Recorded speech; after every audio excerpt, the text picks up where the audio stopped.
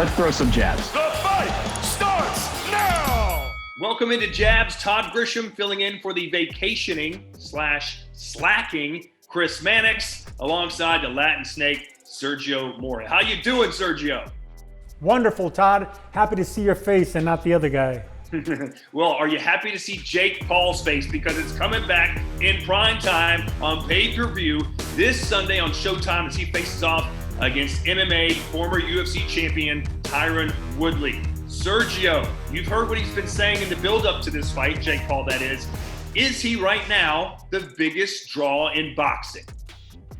You know what? There's a saying, Grisham, that you can't hate the player, you hate the game. But in this sense, I hate the player and I feel bad for the game, man. The sport of boxing, to be giving the big opportunities to social media guys that have a large following, it's kind of sad. But look, like I've said it before, I'm gonna adapt, I'm not gonna die. I gotta respect the fact that they're getting in the ring, but they're not doing it against boxers. That's the only complaint that I have. These guys are doing it against basketball players. They're doing it against 40-year-old MMA fighters, guys that have never been in the ring. I don't know what to tell you. I don't know how to feel about it. They're laughing all the way to the bank, and good for them. I'm hating on the player, and I feel bad for the game. Well, hey, you can hate all you want, but I asked you specifically, is he the biggest draw in boxing? You didn't answer that question. No surprise there, but we're going to find out on Sunday night how much attention this fight generates. Anywhere I go, Sergio, I get to travel around the world. I'm very blessed with Dazn. I also do Glory Kickboxing and some other great events. It's humble brag. But anywhere I go and people find out that I'm a boxing announcer, if they're a boxing fan, they'll ask me some boxing questions and then end with, so what do you think about Jake Paul? And if they're not a boxing fan, they go, oh, boxing. Jake Paul, I hear he's really good. Everyone who wants to talk to me about boxing at some point mentions Jake Paul. Is he as popular in the boxing circles as Canelo Alvarez? No way in hell. But big picture right now, he might very well be the biggest name in boxing.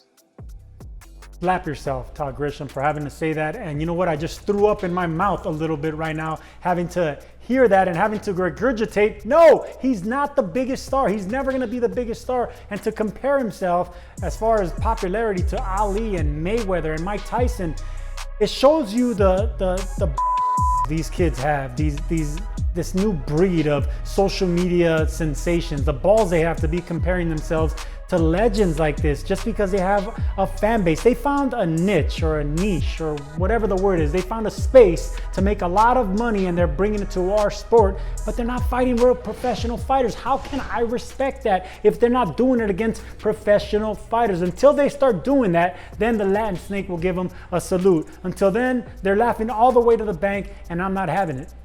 Hey, don't bash him too much. After all, Oscar De La Hoya from the same part of the country you're from, East LA, is fighting Vitor Belfort. So let's pump our brakes on how horrible this is for the sport. One of the biggest names of all time is doing it later this year. Here's a question for you, Sergio. If Jake Paul does get knocked out by Tyron Woodley, is that the end of this phenomenon?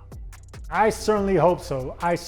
Because look, I one thing you do got to give the Jake brothers or whatever they're called is they came, they saw, and they cashed in. They're making a lot of money by not fighting real fighters. But if he gets knocked out by a guy that's not even a professional boxer, yeah, it's the end. I certainly hope people are done buying this. I hope that the networks are done investing in this charade. It's gone. If they're not gonna fight real fighters, then c'est la vie. I don't wanna hear no more of these guys.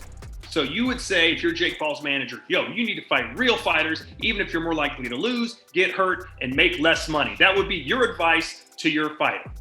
Yeah, that way I can at least respect them. If they're gonna be coming into the sweet science, let them fight a guy that's making their pro debut or a guy with a 50-50 record that's 2-2, but let him fight a real professional fight in a 6-rounder or an 8-rounder, whatever it is. Even a guy making his pro debut with an amateur experience, I'll be happy with that. But you can't be 3-0 against a wrestler, a basketball player, and a has-been, and call yourself a professional fighter. It's a slap in my face and every other professional fighter's face.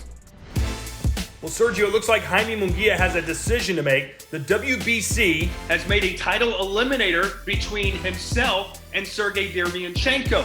However, there are rumors brewing that Jaime Munguia could also fight Gabe Rosado, who we recently saw here on Dazn with perhaps the knockout of the year against Beck the Bully.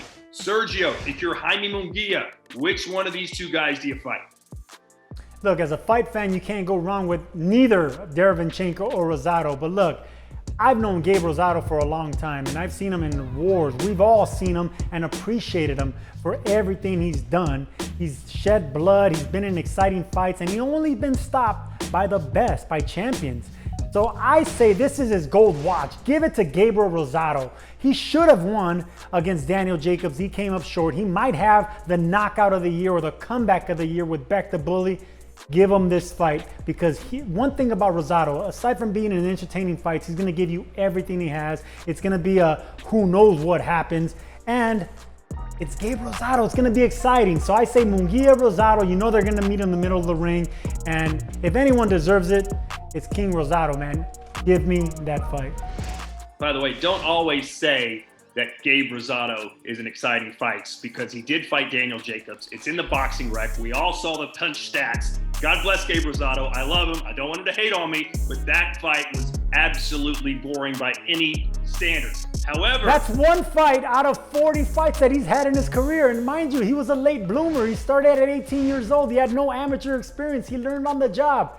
Get out of here with that. I love Gabe Rosado. You sound like Mannix now, man. Act like Sergey Derevyanchenko is not going to be a fantastic fight either. We've seen him in absolute wars. The fight against Triple G was a fight of the year contender. He fought well against Charlo. That fight would be off the charts exciting. However, like you said, you can't go wrong either way. I'd love to see him fight against Gabe Rosado. Where would these fights be? Would you take these fights back down to Mexico, Jaime Munguia's hometown in Tijuana? That would be incredible. I agree with you, man. This fight can happen anywhere because it's a fan-friendly fight. It's easy to make. The promoters will love it. The fans will love it. You can't go wrong with Derevyanchenko either. But guess what? Derevyanchenko got $5 million for fighting Golovkin. This is Rosado's moment to cash in on what might be the knockout of the year, or the upset of the year, or the comeback of the year with Beck the Bully. He deserves it. And I don't like to say deserve that much in boxing. You earn it. He earns it, and he deserved it. Give me Gabe Rosado.